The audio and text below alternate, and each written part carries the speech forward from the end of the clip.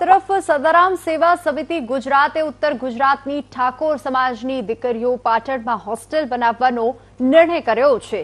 ત્યારે આજે પાટણમાં આ હોસ્ટેલનું ખાતમુહૂર્ત કરવામાં આવ્યું હતું, જેમાં બનાસકાંઠાના સાંસદ ગેનીબેન ઠાકોરે સારા કાર્યમાં વિઘ્ન બનનારા લોકોને આડે હાથ લીધા હતા। તેમણે કહ્યું કે દરેક જગ્યાએ કામ કરવાવાળા લોકોને અમુક લોકો બાધારૂપ બને છે। સંસ્થાના કામમાં રૂપિયા આપ્યા વિના હિસાબ માંગીને બાધારૂપ બનનારા લોકોને લુખ્ખા કહી શકાય। આ સાથે જ ગેનીબેન ઠાકોરે ધાર્મિક દાન કરનારા લોકોને સમાજની દીકરીઓના શિક્ષણ પાછળ ખર્ચ કરવા અપીલ પણ કરી।